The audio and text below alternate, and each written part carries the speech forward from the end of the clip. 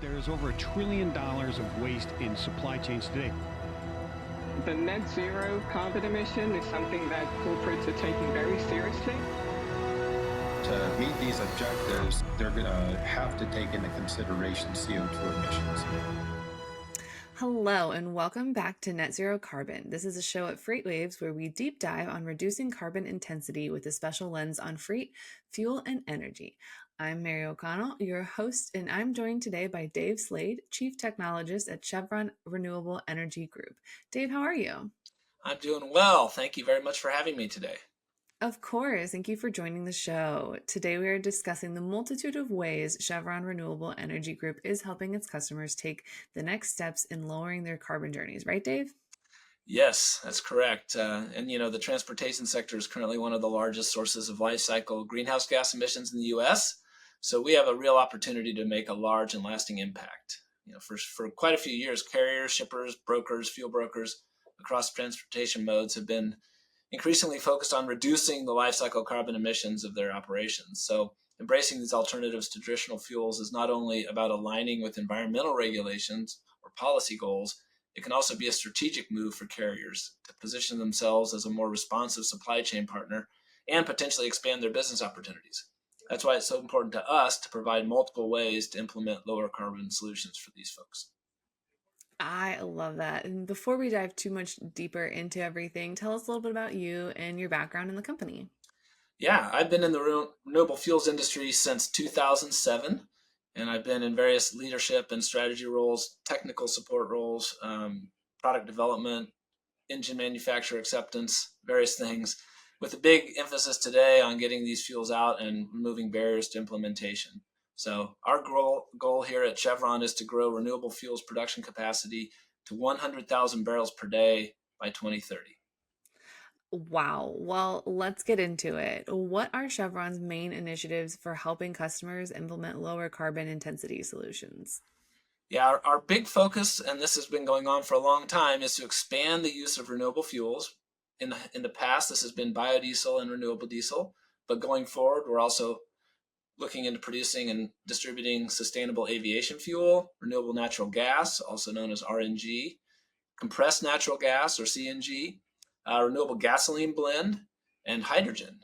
So we have this suite of lower carbon intensity fuels, and this enables us to meet customers wherever they are on their lower carbon journey for their targets and their particular operations. So to help expand the use of these lower carbon fuels, we've invested in a lot of technologies and are expanding our production capabilities to increase both the supply and availability of these newer fuels. Matter of fact, we're nearing the end of a big expansion and improvement project at our renewable diesel facility in Geismar, Louisiana. This project is going to take our total site production capacity from 90 million gallons per year to 340 million gallons per year. And on the biodiesel side, we've been working with Optimus Technologies since 2018 to help implement their advanced fuel system technology that allows medium or heavy duty engines to run on 100% biodiesel without any engine modifications. And matter of fact, this has been successful enough that some engine manufacturers are even allowing this system at the factory level as an option within the next couple of years. So we've got those biodiesel and renewable diesel expansions. And then we are working with a variety of other stakeholders to help get infrastructure out there to facilitate the widespread adoption of lower carbon intensity fuels, such as biodiesel, renewable diesel, but also natural gas, hydrogen, renewable natural gas, and sustainable aviation fuel. That is really impressive that you guys have done that work. What are some of the challenges in the widespread adoption of those lower carbon fuels? Yeah, as we mentioned above, one of the biggest challenges is just getting the fuel out there to the marketplace. So having more supportive infrastructure, that's particularly for the gaseous products, so natural gas and hydrogen, having those refueling stations and storage facilities that can dispense these fuels. And in pursuit of that, we've acquired the company Beyond Six and their compressed natural gas fueling network to bring more lower carbon fuel options to our customers. This includes 55 CNG stations across the United States. And on top of that, there are always regulatory and policy hurdles that need to be addressed to help ease the implementation of these lower carbon fuels. Not because they're necessarily difficult to use, but they're just new to the market. So we continue to tell our story as Chevron Renewable Energy Group and message our provide that message to policymakers and stakeholders and emphasize that renewable diesel and biodiesel can help lower GHG emissions today. We want to help ensure that these policies are not only favorable, but practical. They have to be feasible. Our customers really have to be successful in implementing these fuel solutions. So as one of our partnerships, we work closely with the Clean Fuels Alliance America, the CFAA. This is a national trade association representing biodiesel, renewable diesel, and sustainable aviation fuel. CFAA works to create industry growth through education, communication, government affairs, and technical and quality assurance programs. We also have been working for years with OEMs, engine manufacturers, to provide education about the utilization of higher biofuel blends across multiple industries. So technical experts from us, such as myself, believe that B50 is the new B20. This is one of our slogans, because biodiesel available today is so much different and better than it was 30 years ago when B20 became the first target. So the use of biodiesel in Cummins North American on-highway engines, for example, has been approved for use in all of their past, present, and future products up to B20. Biodiesel blends up to B20 have been approved by multiple other engine manufacturers and are well established in the United States in various states, going as far back as 2007. But as we try to get more market acceptance for these projects, we need to educate consumers and businesses about the benefits and feasibility of using lower carbon intensity fuels. So we recently co-authored a white paper in that about reducing life cycle carbon emissions in fleets. It provides insights on topics such as the benefits of incremental transition, financial incentives, available solutions and infrastructure. So if anybody out there is interested in more of those insights, you can access that white paper at regi.com/whitepaper 2024. So how is Chevron collaborating with other stakeholders to enhance the adoption of the lower carbon fuels? Yeah, that's a really good question, and it takes a lot of collaboration. So we're working with partners to help create a range of viable fuels as both drop-ins, for example, biodiesel and renewable diesel, and full substitution of existing fuels, meaning petroleum fuels.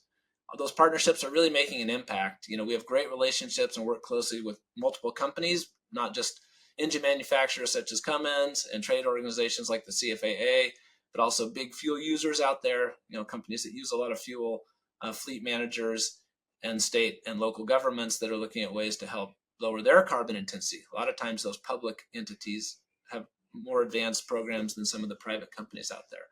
So educating, promoting the technology, reassuring them and holding their hands while they adopt these lower carbon fuels is something we spend a lot of energy and time on. The customers really need to understand not just how to use the fuels, but what they mean for their ESG strategies or their sustainability goals. And this is applicable across all industries, from highway use to marine, even on-road, on-ground power generation, rail, you name it. We've seen people trying to meet these targets using our fuels, and we have to help them through both the accounting part and the implementation of the fuels themselves. So thanks to those efforts, we've had numerous customers who've been able to make big improvements in reaching their carbon targets. So these relatively simple changes, like switching to liquid biofuels, are easy to adopt. Some of the other industry changes, like switching to gaseous fuels like natural gas or hydrogen, take a little bit more investment, but we're here for them for that journey as well. And a good example, actually, of some of this customer collaboration has been our work with Sheetz, which is a convenience store and truck stop company, and Restaurant Technologies Incorporated to really point out how a circular supply chain can work in the real world. So if you don't mind, tell me a little bit more about the circular economy of biodiesel. How is it different from the linear model, and what are some of the benefits? Yeah, I'll give a quick explanation on terminology. So linear would be where something comes up, we use it, and then it's gone. So a good example being petroleum products, maybe where we pull the crude oil out of the ground, make fuel, it gets burned, and it's gone. Biodiesel and biofuels have interesting opportunities with waste products because these are things that have already been used once. So rather than discarding, say, used cooking oil in a landfill, which would be more that linear model, use the oil, discard it. The circular model says, how can I bring those back around? And we've got a really cool full circularity model with Sheetz and RTI, or Restaurant Technologies, where we can take cooking oil that Sheetz has used at their convenience stores and turn it into biodiesel, which we then sell back to Sheetz.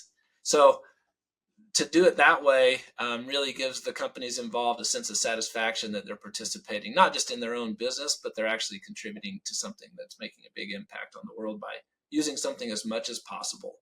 And I think that that's really key, where reusing things is just as good a way in some ways as reducing things. And we are trying our best to keep things reused wherever we can. And in this case with sheets, we can bring it back to the actual company that provided the used coconut oil in the first place. There are many exciting initiatives in motion with your team, but at the end of the day, why work with Chevron? Well, we think we have a lot of expertise, but we offer a comprehensive range of options that really makes us unique in the world. So we have biodiesel and renewable diesel for diesel applications today. We're going to make sustainable aviation fuel once the demand is there and people are ready to start using that. We have compressed natural gas, renewable natural gas available as well, and growing those efforts. We have hydrogen. We can provide all these fuels that are being looked at and considered for the future of lower carbon transportation. So that makes us pretty unique in this space. Also, we have a major corporate focus on quality, and that applied to Chevron Renewable Energy Group as well as the greater Chevron community. We really take quality seriously, so we feel comfortable that we can provide fuel testing, for example, if people have concerns or seeing issues. We've found in the past that gives people peace of mind knowing that they can come to us not just with their problems, but also to help evaluate their opportunities in advance by getting some fuel advice and testing from our laboratory here. And the technical expertise we have just by being in the industry for so long really helps give, once again, confidence that we're going to be able to perform for them and that their equipment's going to be able to perform as they need it to. We've got decades of work in this space, both on the fuel quality side, but also on the infrastructure, distribution of fuels, managing things through the wintertime when things get trickier. We have a team that will help navigate the regulation complexities if they're trying to involve credits or trying to take credit for their lower carbon activities and their ESG strategies or sustainability strategies. And then on top of all that, we're always looking ahead. We're looking into the future. So we're investing in new technologies. We're expanding our production capabilities so we can deliver more higher quality renewable fuels as the market starts to demand them. So one of those expansions I mentioned was our Geismar, Louisiana renewable diesel facility, which we're quadrupling almost in size. And then the other one would be the Optimus Technologies vector system, which I mentioned earlier as a nice opportunity to allow people to use B100 in their current equipment just by adding an additional fuel tank and some really nifty control schemes that Optimus Technologies has come up with as their vector system. So those are two examples of us providing more fuel and then helping customers find ways to use higher blends or more of those fuels in their current operations. And then I think the last big area, we've talked about strategic partnerships. That's really key because anytime something is new, it makes people nervous. So having partners such as Cummins working with us on biodiesel adoption and the Clean Fuels Alliance America working with us on education and advocacy and providing a lot of support to users as well as to people considering programs, it's really a big benefit to us by having all these partnerships. That's fantastic. Dave, if anyone has any questions or wants to reach out to you after the show, where can they find you? Yeah, that's always important. For more information, you can find us at our website, regi.com, which has lots of great resources and links, or you can just find us on LinkedIn. Thank you so much for joining us today. Thanks for having us. See you guys in the next episode.